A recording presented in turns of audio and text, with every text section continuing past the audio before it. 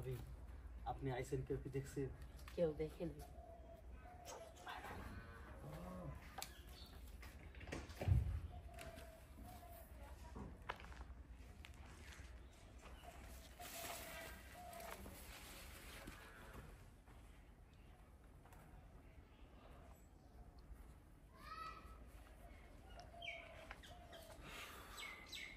এই ব্যাপার বুঝতে পারছি। তাই তো না কই ভাবি এই দিকে আসে কেন? এই ব্যাপার তাহলে হ্যাঁ, আমিও শেষ দেখে সারমু।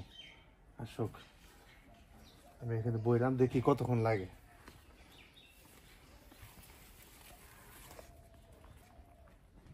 এখনো বাইরে না দেখছো?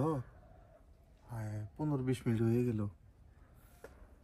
আধা ঘন্টা পার হয়ে গেল গা, এখনো আহার খবর নাই। কি খাওয়া খাইতেছে রে।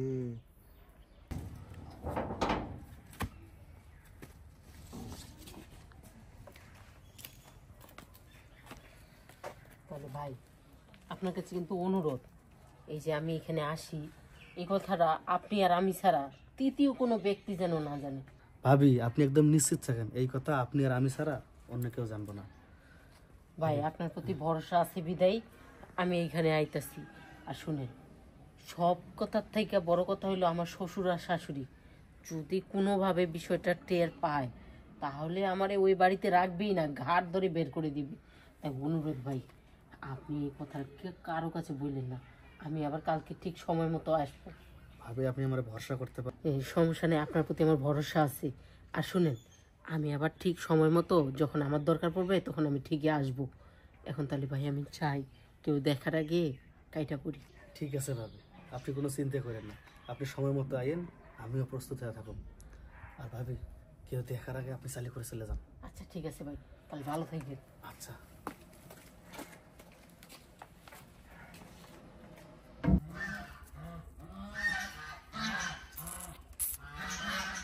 আসে না কেউ? ও ভাবি দাঁড়ান, এত তাড়াহুড়ো করে যাওয়া দরকার কি? কি গাও গোসল দিবেন নি? কি সব উল্টাপাল্টা কথা বলতেছেন? উল্টা পাল্টা না গো ভাবি, যা দেখলাম নিজের চোখকে তো আর অবিশ্বাস করতে পারি না। মানে আমি একটু ফাঁকে খাই না, সুত নাক বাবার। আপনি তো এখন অপবিত্র, তাই না? দেখেন আপনি কি কইতেছেন আমি কিছুই বুঝতেছি না। এখন তো বুঝবেনই না, বউ হইছেন একজনের, খাওয়াইতেছেন আর একজনের, এটা তো ভালোই দেখতাছি। এই মুখ সামলে কথা বলবেন।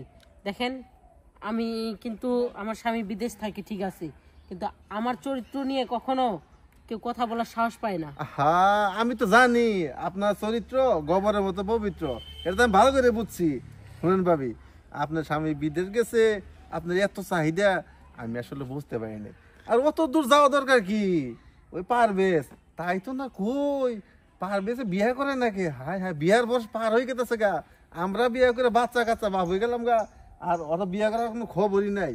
বুঝছি ভাবি, আপনার স্বামী তো নাই, ওই পারবেশকে আপনার মধুগুলা খাওয়াইতেছেন, তাই না ভাবি? আসলে ওনার সাথে আমার ওই ধরনের কোনো সম্পর্কই নেই। না তা নাই, এটা তা নাই আমি জানি, শুধু আধা ঘন্টা সম্পর্ক। আরে পাক্কা 40 মিনিট, 40 মিনিট আমি ওর ঘর দরজার সামনে বই আছিলাম, আপনারা বাইরে না।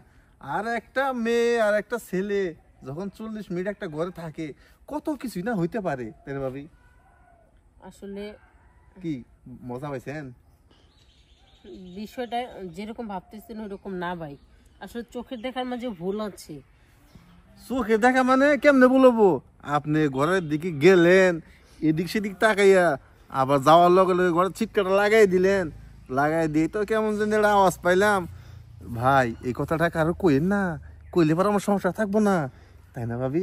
আপনার সংসার নষ্ট হবো না? হ্যাঁ দেখেন ভাই, আপনার ভাবনাটা আপনার কাছে কিন্তু বিষয়টা পুরোটাই উল্টা ভাই। আমি বিষয়টা খুলে না বললে আপনি বুঝবেন না। আচ্ছা খুইলা পরে কইবেন নি, আগে চলেন, পারবে যে কাজটা করছে না আমি ওই কাজটা করে নিয়ে তাহলে। আরে দাঁড়ান, তখন থেকে উল্টাপাল্টা কথা বলে যাচ্ছেন, তখন থেকে আমি উল্টাপাল্টা কথা শুনে যাচ্ছি, কিন্তু আপনি কি একটাবারও আমাকে প্রশ্ন করেছেন যে কেন গেছিলাম, কি জন্য গেছিলাম? তখন থেকে নানান কথা বলতেছেন। কে লেগে গেছে সেটা তো আমি জানি, আপনার মনের খায়েসটা মিটাবে লেগে গেছেন, তাছাড়া তো আর একটা ছেলের কাছে একটা মেয়ে যায় না, আমি যতদূর জানি। হ, ঠিকই কইছেন, প্রয়োজন ছাড়া কেউ কারো কাছে যায় না। আমারও প্রয়োজন ছিল, কিন্তু আমার কোন প্রয়োজনে আমি গেছি সেটা তো একবার জিজ্ঞেস করলেন না। প্রয়োজন সবারই থাকে। ও, কোন প্রয়োজনে গেছেন আমি বুঝি না। না, আপনার স্বামী বিদেশ থাকে, আপনার মনে অনেক চাওয়া, স্বামীর আদা তো অনেকদিন ধরে পান না, এইটাই তো পারভেজের কাছে নিতে গেছিলেন, তাই না ভাবি? না, আমি কোনো আদর সোহাগ কোনো চাহিদা মেটানোর জন্য তার কাছে যাই নাই।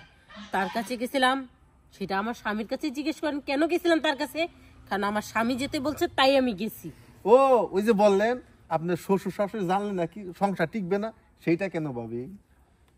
আসলে বিষয় হয়েছে কি জানেনই তো, আমরা সম্পর্ক করে বিয়ে করছি, আপনার ভাই আমাকে ভালোবেসে বিয়ে করছে।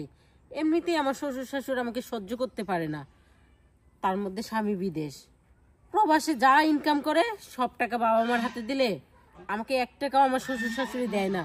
আমিও তো একটা মেয়ে, আমারও তো শখ আহ্লাদ বলে কিছু আছে, আমার তো কিছু খাইতে মন চায়, কিছু কিনতে মন চায়, কোথাও যাইতে মন চায়। এই চাওয়াগুলো স্বামী ছাড়া কে পূরণ করবে আমার? তাই আপনার ভাই এক্সট্রা কিছু টাকা পারভেজের বিকাশে পাঠায়, আর সেই টাকা পারভেজ প্রতি মাসে মাসে উঠিয়ে আমাকে দেয়। এটা আমার শ্বশুর শাশুড়ি এবং কি কেউ জানে না, একমাত্র আমার স্বামী, আমি আর পারভেজ ছাড়া। আর আপনি যেহেতু দেখেই ফেলছেন, আপনার কাছে লুকানোর মতো কিছু নাই, কিন্তু বিশ্বাস করেন ভাই, আমি প্রবাসীর বউ হতে পারি কিন্তু চরিত্রহীনা মহিলা না। আমার চরিত্র গোবরের মতো না, ফুলের মতো পবিত্র। আমি সবসময় বিশ্বাস করি আমার এই দেহটা আমার স্বামী ছাড়া আমি অন্য কোনো পুরুষের কাছে কোটি টাকা দিলেও বিক্রি করব না। আর আপনি তখন থেকে আমাকে উল্টাপাল্টা কথা বলে যাচ্ছেন।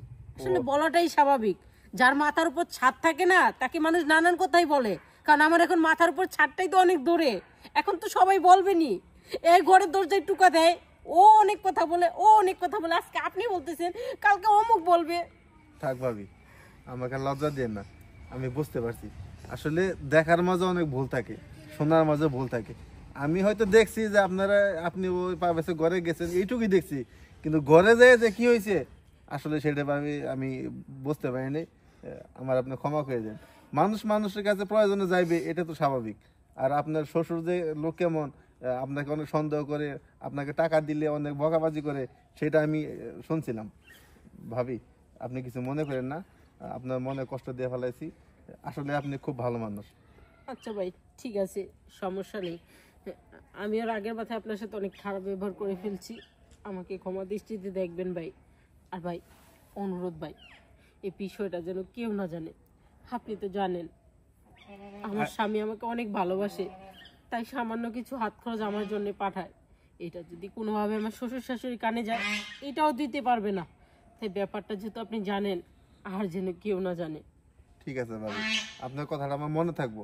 আর আপনার যে কোনো প্রয়োজনে আমারও পারবেছের মতো পাশে পাবেন। ঠিক আছে ভাবি, আচ্ছা আপনি ভাই, যান। ভালো থাকেন। আসসালামু আচ্ছা আলাইকুম। ভাবি। আসলে দেখার মাঝে ভুল থাকে, আজকে তার চাক্ষুষ প্রমাণ আমি নিজেই।